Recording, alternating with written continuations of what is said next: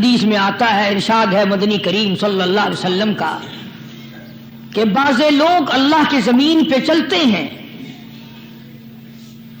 بعض لوگ اللہ کی زمین پہ چلتے ہیں اور زمین اللہ سے یہ اجازت مانگتی ہے، پروردگار اگر اجازت ہو میں اس کو نگل جاؤں،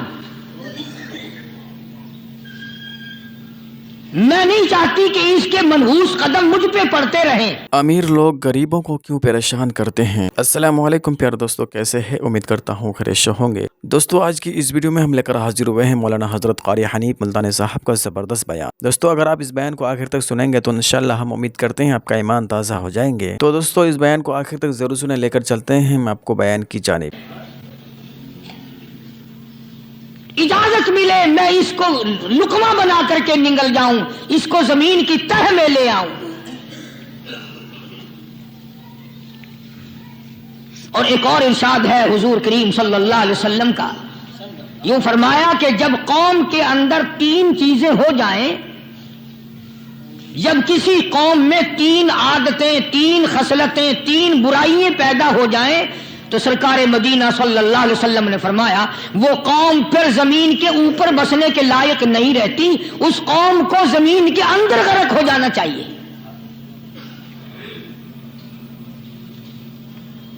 وہ کون سی باتیں ہیں؟ ارشاد فرمایا محمد عربی صلی اللہ علیہ وسلم نے کہ پہلی بات تو ان کی یہ ہے کہ جب قوم کے امیر لوگ، غنی لوگ، مالدار لوگ بخیل ہو جائیں، اللہ تعالیٰ نے جو ان کو سرمایہ دیا ہے، رب العالمین نے جو ان کو پیسہ اور دولت دی ہے، اس میں کسی غریب کا وہ حصہ ہی نہ رکھے۔ چنانچہ آج آپ دیکھ لیں فالتو لاکھوں روپیہ لگ جائے گا، لیکن کسی بیوہ کے گھر ایک سیر آٹا دینا، کسی یتیم کے سر پہ ہاتھ پھیرتا ہوا امیر آدمی شرماتا ہے کبھی میرے ہاتھ کی ہتھیلی نہ گھس جائے۔ حالانکہ ارشاد فرمایا مدنی کریم صلی اللہ تعالی علیہ وسلم نے بعد وقت ایسا قبولیت کا ہوتا ہے جو آدمی یتیم کے سر پہ ہاتھ پھیر دے محبت کے ساتھ، یہ بچہ یتیم ہے، اس کا لاڈ اجڑ گیا، اس کا مان اجڑ گیا، اس کا ابا رخصت ہو گیا، اس کو گود میں بٹھا کر پوچھنے والا چلا گیا بیٹا تو کیا چیز کھاوے گا؟ حضور کریم صلی اللہ تعالی علیہ وسلم نے فرمایا جب یتیم کے سر پہ آدمی محبت کے ساتھ، شفقت کے ساتھ ہاتھ پھیرتا ہے، اللہ پاک یوں فرماتا ہے مجھے اپنی کبریائی کی قسم جتنے بال اس کے ہاتھ کے نیچے آ جاتے ہیں اتنی نیکیاں ہاتھ پھیرنے والے کے نام اعمال میں لکھ دی جاتی ہے۔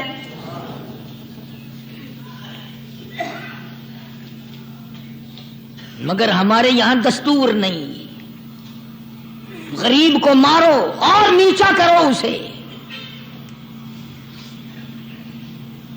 جناب مدنی کریم صلی اللہ تعالی علیہ وسلم تشریف لے جا رہے ہیں، راستے میں کچھ بچوں کو کھیلتے ہوئے آپ نے دیکھ لیا،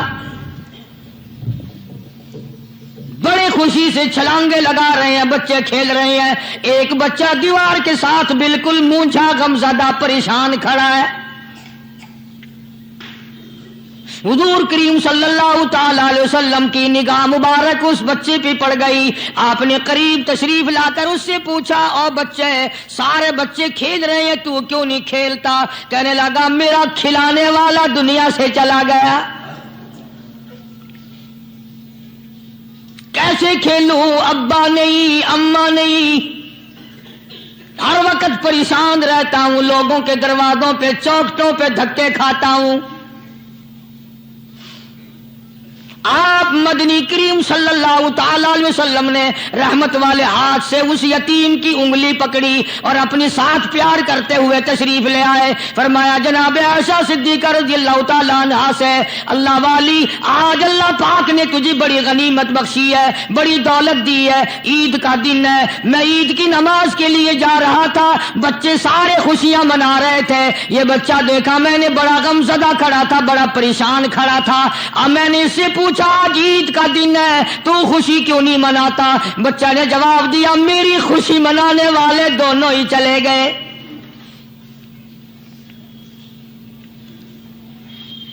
آج اللہ نے یہ موقع بخشا ہے، اسے نہلا دھلا، اس کو نئے کپڑے پہنا، معصوم بچے کے سر پہ ہاتھ پھیرتے ہوئے فرمایا بیٹا گھبرانا، یہ عائشہ صدیقہ تیری اماں ہے، میں محمد الرسول اللہ آج سے تیرا ابا بن گیا ہوں۔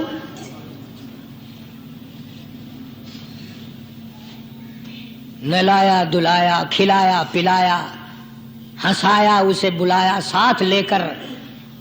جب حضور کریم صلی اللہ تعالی علیہ وسلم ان بچوں کے پاس سے پھر گزرے جو پہلے کھیل رہے تھے، اس زمانے کے تو بچے بھی سمجھدار تھے، آج تو چٹی داڑھی والوں کو سمجھ نہیں ہے۔ قبر بالکل قبر کے کنارے پہ کھڑے ہیں پھر بھی سمجھ نہیں۔ کسی کو حسد نے مارا، کسی کو تکبر نے مارا، کسی کو دولت کی بیماری نے مارا، اسی کو مجذوب کہتا ہے، نفس اور شیطان خنجر در بغل۔ کوئی آدمی اپنے بارے میں اطمینان نہ کرے کہ میرا معاملہ ٹھیک ہو گیا، نہ جانے آخری وقت میں کیا بن جائے گی۔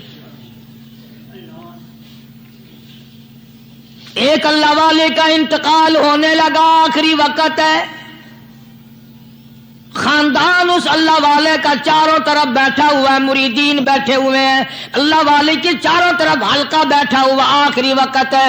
عربی زبان میں جس کا ترجمہ یہ ہے، اس کی زبان سے ایک بات نکلتی ہے، ابھی نہیں ابھی نہیں ابھی نہیں ابھی نہیں ابھی نہیں۔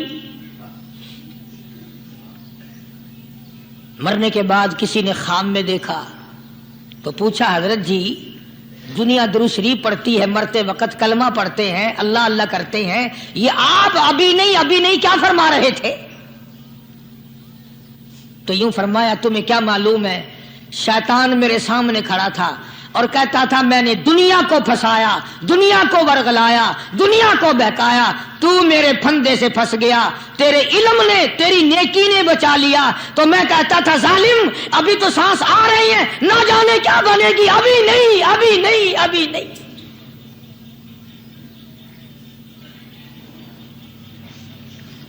اسی کو مجذوب کہتا ہے، کیا معلوم کیا بن جائے گا، کس حال میں دم نکلے گا، رات کو کیا ہو جائے گا، دن کو کیا بن جائے گا؟ فرمایا نفس اور شیطان ہے خنجر در بغل، نفس اور شیطان ہے خنجر در بغل، وار ہونے کو ہے اے غافل سنبھل۔ آیا دشمن کا وار، 4 نمازیں پڑھی، باقی ساری دنیا کافر نظر آنے لگ جاتی ہے، میں نمازی ہوں، یہ سارے بے ایمان پھرتے ہیں۔ شیطان پیدا کرتا ہے یہ چیزیں۔ اگر اللہ نام پہ تھوڑی سی کبھی خیرات کر دی تو بہانے لوگوں کے سامنے ذکر ہو رہا ہے، اجی آج کل تو ہمارے کاروبار نہیں، ورنہ انشاءاللہ فلاں مسجد جو ہے نا یہ ہم نے بنائی تھی، بہانے بتانا۔ اسی لیے مجذوب کہتا ہے گھبرایا نہ کر اور اپنے آپ کو اطمینان نہ دلایا کر، کہتا نفس اور شیطان ہے خنجر در بغل، وار ہونے کو ہے اے غافل سنبھل۔ چلا شیطان کا خنجر، چلا شیطان کا خنجر، لگایا اس نے دو، لگایا اس نے دو۔ لوگوں کا خیال یہ ہے کہ شیطان صرف وہ، شیطان کے بہکائی میں وہ آدمی آتا ہے جو کسی کو قتل کر دے۔ لوگوں کے نزدیک صرف زنا کرنا گناہ ہے، قتل کرنا گناہ ہے، چوری کرنا گناہ ہے، ڈاکہ مارنا گناہ ہے، اور چوتھی چیز گناہ ہی کوئی نہیں۔ حضرت عثمان غنی ذی النورین رضی اللہ تعالی عنہ کی مبارک مجلس ہے، صحابہ کرام کا دور ہے، نبی کا دوہرا داماد، مجلس ہے عثمان ذی النورین کی۔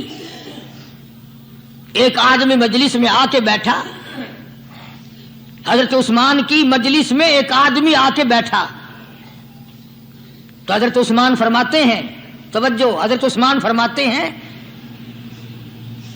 یوں نہیں فرمایا کہ تو نے ایسا کیا ہے، اسے ذلیل نہیں کیا، بلکہ یوں فرمایا لوگوں کو شرم نہیں آتی، لوگ آنکھ کا زنا کر کے میری مجلس میں آ کے بیٹھتے ہیں،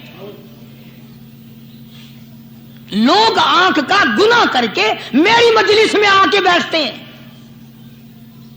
تو دور تھا نا صحابہ کرام کا، فوراً چوٹ کی کسی نے کہ نبی کے بعد وحی آنی شروع ہو گئی.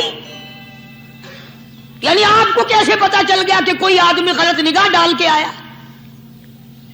اس کی رستے میں نظر کہیں غلط پڑی تھی آنے والے کی، آپ کو کیسے پتا چلا؟ یعنی بات کرنے والے کو بھی دیکھو اور پھر چوٹ کرنے والے کو بھی دیکھو.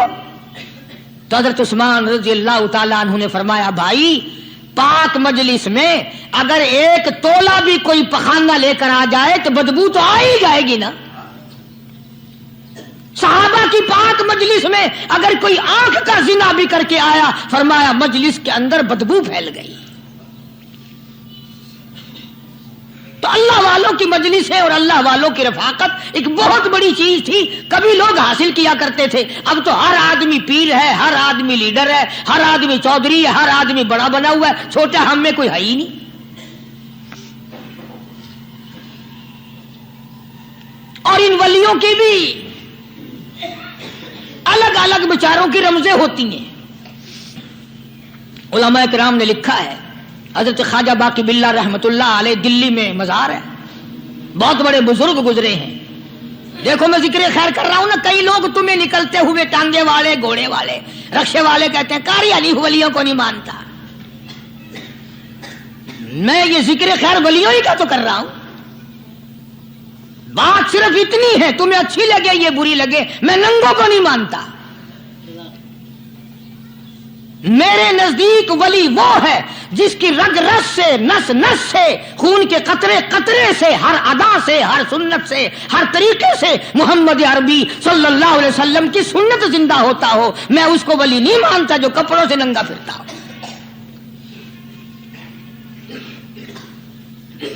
خواجہ باقی باللہ رحمت اللہ علیہ کو بھٹیارے نے دیکھا، ایک تباہی تندور والا.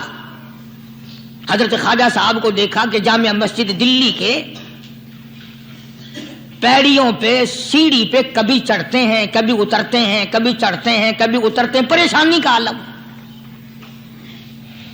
تو تباہی تو ضرور تھا، بھٹیارا تو تھا، مگر تھا تو دلی کا. وہ سمجھ گیا کہ حضرت کو کوئی پریشانی ہے. پہنچا اور جا کے کہنے لگا حضرت کیا بات ہے، آج رات کافی گزر گئی ہے، آرام فرماؤ، کبھی چڑھتے ہو کبھی اترتے ہو، پریشانی کیا پریشانی ہے؟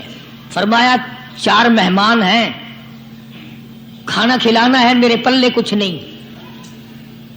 اندازہ لگاؤ، ابھی ابھی ولی یہ کہہ رہا کہ میرے پلے دھیلا دمڑی کچھ نہیں، 4 مہمان ہیں، شرمندہ ہوں ان کو کھانا کھلانے کے لیے. تو وہ کہنے لگا حضرت یہ کون سی فکر کی بات ہے، میں بھی لاتا ہوں. وہ کھانا لایا اور حضرت کے مہمانوں کو کھانا کھلایا. کھانا کھا لیا، فارغ ہو گئے. دیکھو ولی کی بات، ابھی تو کہتا تھا کہ روٹی نہیں ہے، اور ابھی ابھی وہی ولی کہتا ہے بٹیارے کا ہاتھ پکڑ کے مانگ کیا مانگتا ہے، مانگ کیا مانگتا ہے. اب تیرے جیسا اگر وہاں ہوتا تو کہتا کہ جی کوئی گورنری سرونری دلاؤ، اسمبلی کی ممبری دلاؤ. کوئی تھوڑے علاقے کا ڈھیر سیاح ہو گیا تو آخیا کہ جی میں کو بئی پر نہ دو، پہلی پرانی تھی گئی ہے ہوں میں کو کوئی نوی لاوی چا پر نہ ہو. یہ شے منگنی ہے اور کیا منگیا.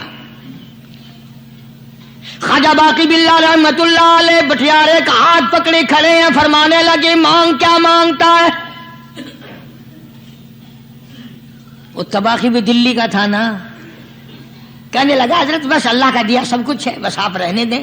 فرمایا نہیں نہیں، مانگ کیا مانگتا ہے. اس نے کہا حضرت پھر اگر دینے پہ ہی آئے ہو نا، اور اگر اتنا ہی دریائے کرم جوش میں ہے اور آپ دینے کا جذبہ لیے ہوئے ہیں، پھر مجھے اپنے جیسا بنا دو، اپنے جیسا بنا دو. کیا مانگا ہے، مجھے اپنے جیسا بنا دو. فرمایا نہیں برداشت کر سکے گا. کہنے لگا پھر پوچھتے کیوں ہو کیا مانگتا ہے، جب دینا ہی کچھ نہیں تو پوچھتے کیوں ہو، اگر دینے پہ آئے ہو اپنے جیسا بنا دو. یوں لکھا ہے کہ ख्वाजा बाकी बिल्ला ने उस बटियारे को अपने सीने से लगा करके थोड़ा सा दबाया था, पटाख करके रूह निकल गई बटियारे की। भला जो तजल्लियात खुदाबंदी बतदरीज आहिस्ता आहिस्ता सीने में आए थे, उनका करंट वो यकदम बर्दाश्त कैसे करता। मेरा अर्ज करने का मकसद यही है कि हम लोग अपने आप को कब संभालेंगे और वो कौन सा वक्त आएगा कि हम इस बात के कायल होंगे और तस्लीम करेंगे कि जो करता है खुदा करता है, बंदा कुछ नहीं कर सकता। तो मैंने इसलिए अर्ज किया, मजजूब कहता है नफ्स और शैतान है खंजर दर बगल, नफ्स और शैतान है खंजर दर बगल, वार होने को है ऐ गाफिल संभल। कभी 4 दिन बैठ के अल्लाह अल्लाह कर ली, तस्बीह फेर ली, तो दूसरों को ये तो दुनिया के धंधे में फंसे हुए हैं, मैं बहुत बड़ा वली हूं, मैं बहुत बड़ा अब्दाल हूं, मुझसे बड़ा तो कोई नेक है ही नहीं। ये बहुत बड़ी मार है शैतान की। इसी को कहता कि नफ्स और शैतान है खंजर दर बगल, वार होने को है ऐ गाफिल संभल, आ न जाए दीन और ईमान में खलल, आ न जाए दीन और ईमान में खलल, बाज आ बदामल। कुछ तो सोच, किसकी तू पैदावार है, किसने तुझे बनाया, किसने तुझे ये आंखें दी, किसने ये लब दिए, किसने ये दिल दिया, किसने ये दिमाग दिया, किसने ये शऊर बख्शा, किसने ये सारी चीजें अता फरमाई। अल्लाह पाक की जात फरमाती है, ओ लोगों मुझे भी बड़ा दुख लगता है, मुझे भी बड़ा सदमा होता है, मेरा कहर जोश में आ जाता है जब प्यारी शक्ल बनाऊं मैं, प्यारी सूरत बनाई मैंने, प्यारा माथा सोनी शक्ल बनाई मैंने, जब मेरी चौखट के सिवा दूसरों के दरवाजे पे जाके तू माथा रखता है, फरमाया मेरा कहर जोश में आता है तुझे बर्बाद कर दूं।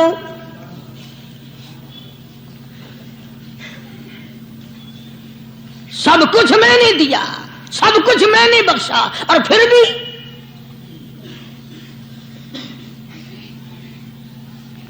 शाह अब्दुल कुद्दूस गंगोही रहमतुल्लाह अलैह बहुत बड़े बुजुर्गों में से गुजरे हैं, बहुत बड़े अल्लाह वाले थे। एक रास्ते से गुजर रहे हैं, मुरीदीन साथ हैं, हल्का साथ है, रास्ते में एक गंदगी का ढेर पड़ा हुआ था, बदबू आ रही थी। तो शाह अब्दुल कुद्दूस ने अपने हल्के असर के लोगों से और मुरीदों से कहा ठहर जाओ। हालांकि लोग नाक पे कपड़ा रखकर जल्दी गुजरना चाहते थे, बदबू से बचने के लिए तेज रफ्तार वहां से गुजरना चाहते थे, मगर शेख के कहने पर खड़े हो गए। शुक्र है तुम ना थे, तुम जैसे वहां मुरीद भी नहीं थे, वरना कहते कि ए फिट गया शेख है, तो पता ही नहीं लगता बुराई दा चंगाई दा, गंदगी दे पे कोलसा को खड़ाई खड़े। शाह अब्दुल कुद्दूस रहमतुल्लाह अलैह गंगोही रहमतुल्लाह अलैह ने फरमाया, ओ लोगों ये गंदगी, ये पखाना, ये अफोलत वाली चीज तुम्हें एक सबक दे रही है। तो बड़े हैरान हुए कि गंदगी सबक दे रही है क्या? हाँ, ये बदबू का ठिकाना ये सबक दे रहा है क्या? हाँ, ये एक सबक तुम्हें पढ़ा रहा है। और वो क्या? शेख फरमाने लगे ये गंदगी तुमसे कहती है, ओ लोगों कल से पहले पहले मैं मिठाई की सूरत में हलवाई की थाल में रखा हुआ था, जो देखता था उसके मुंह में पानी आ जाता था, हलवे की सूरत में था, जलेबी की सूरत में था, इमरती की सूरत में था। और ए गंदगी का ढेर लोगों तुमसे ये कहता है कल मैं फ्रूट वाले की टोकरी में रखा हुआ था, अनाज की शक्ल में था, गल्ले की शक्ल में था, फल की शक्ल में था, फ्रूट की शक्ल में था, मिठाई की सूरत में था, जो मुझे देखता था उसको मैं प्यारा लगता था, मेरी चाहत मालूम होती थी, मेरी जरूरत मालूम होती थी, जो देखता था मुंह में पानी आ जाता था। ओ इंसान एक रात तेरे पेट में जाने का इत्तेफाक हुआ, ओ इंसान आ देख ले मेरा क्या हाल बन गया।